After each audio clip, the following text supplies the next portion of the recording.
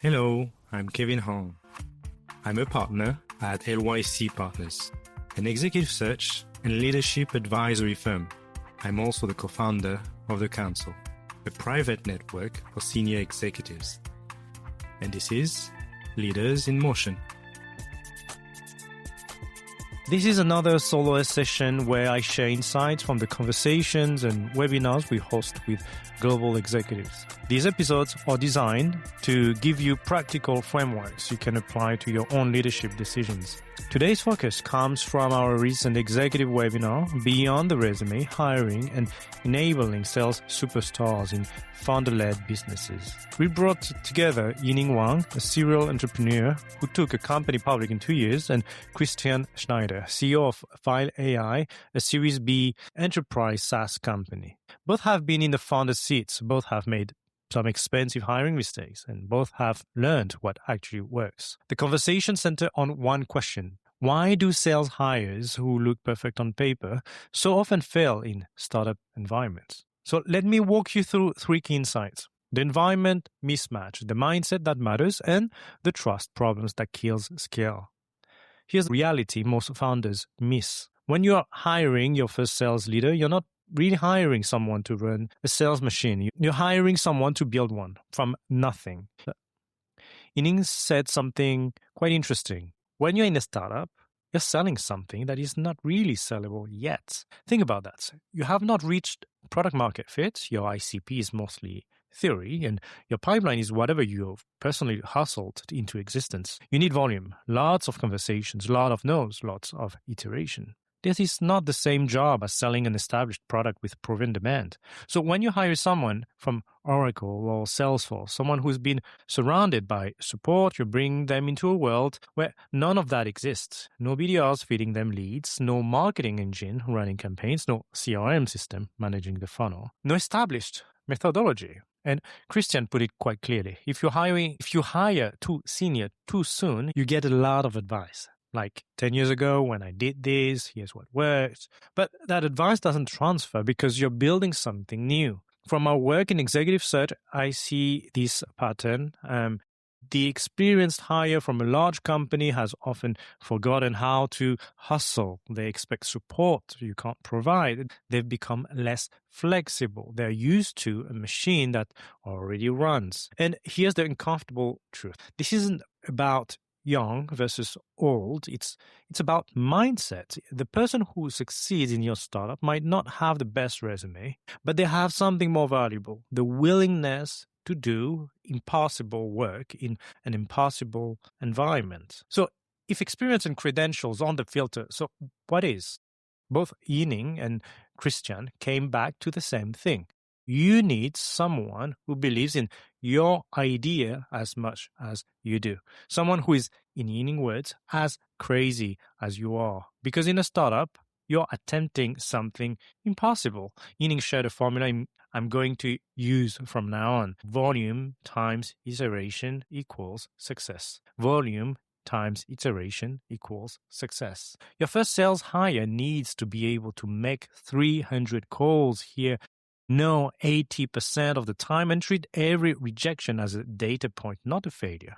That is a growth mindset. It's far more predictive of success than 10 years at a brand name company. Christian talked about hiring young and driven in the early days. Not because young people are better, but because they're more adaptable when everything is changing every 4 weeks. They're coachable. They haven't built up muscle memory around how sales should work. As the company matures, you need more experience. You need someone who can run end-to-end cycles without you taking over the conversation. But at the beginning, coachability and hunger matter more than gravitas. From our work placing executive, see this translates directly. The leaders who build durable careers in high growth environments aren't the ones with the most polished resumes. They are the ones who can point to specific outcomes and in uncertain conditions. I built a pipeline from zero in a market with no brand recognition. I iterated our pitch 17 times in 6 months based on customer feedback. I closed our first 10 customers with no marketing support. Specific, messy, real. That's what boards and investors want to hear. And here's the piece that resonated most with me. You're not hiring a sales operator, you're hiring a sales entrepreneur. This person needs to take ownership, build a pipeline, figure out the ICP, experiment with outreach, leverage tools, iterate the pitch, make it their own. If they're waiting for you to tell them what to do, you have not scaled. You just added someone who helps you carry your bags. This is where it gets uncomfortable because often the failure isn't the hire, it's the founder. Yining said something every founder needs to hear. The only reason you're hiring a salesperson is to scale, and the only way to scale is to delegate. But delegation requires trust, and trust means letting that person make mistakes. You will want to jump in. You will want to take over the call when you hear them pitch it wrong. You'll want to close the big deal yourself because you need to show traction to investors. If you do that, you're not scaling, you're adding overhead. The sales hire will never be as good as you at the beginning. That's reality. You know the product, you build it, you have context, they don't. But the only way they get better is if you let them take the calls, let them write the scripts, let them fail on smaller clients, let them build their own muscle.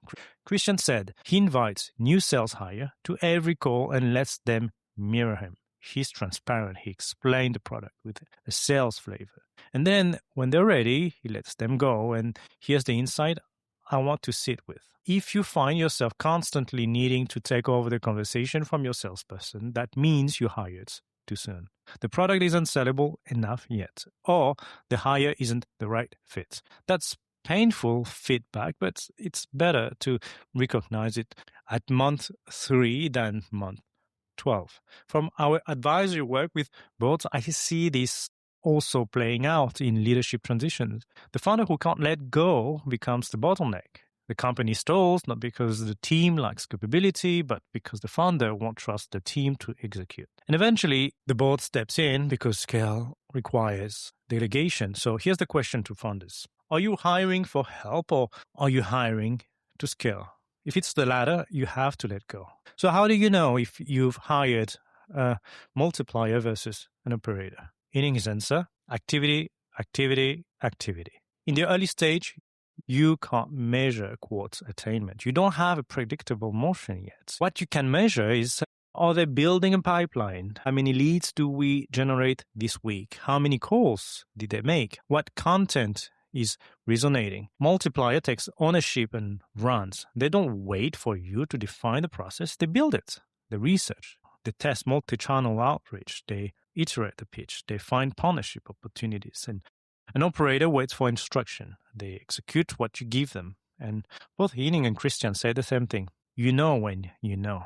If the vibe is off, if they are reactive instead of proactive, if there are clashes in mentality, you know. And when you know, act fast. Don't wait. Christian shared that File AI grew to 80 people. They added more rigor. Funnel tracking, performance KPI, and milestone check-in at 3 and 6 months. But in the earliest days, rigid KPI can hide the real problem. Is this person driving or waiting to be driven? One more thing Christian said that undervalued. Use your investors. If you're taking venture capital, your investors should be helping you recruit. Top VCs see talent recruitment as the number one job after writing the check.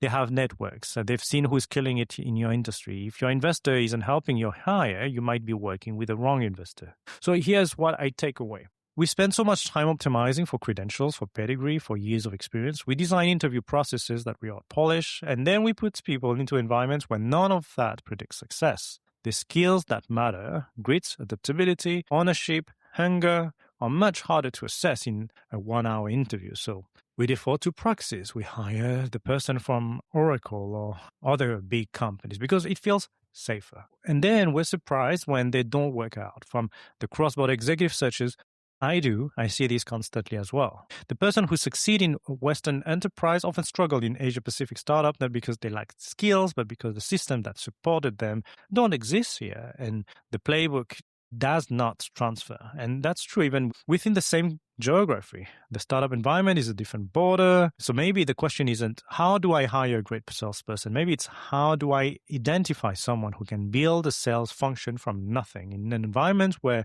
nothing is defined yet? That's a very different filter. If you're a founder, ask yourself, if you're hiring for credentials or for mindset. Are you ready for trust? Are you ready to trust and delegate even when they make mistakes?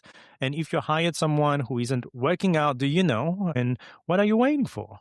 If you'd like to explore these questions further, connect with Yining Wang and Christian Schneider on LinkedIn. The insights are invaluable, and if your organization is navigating talent decision in high-growth environment, consider partnering with LYC partners. We work with board and leadership teams on these exact challenges. That's our approach to helping you build the right team for where you're going, not just where you've been.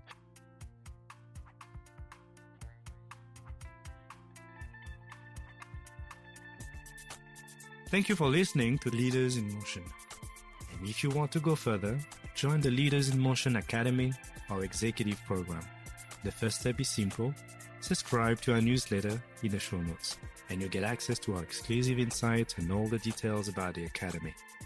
This podcast is produced by Melanie Hong, who helps leaders and organizations create strategic podcasts. I'm Kevin Hong, and see you next time.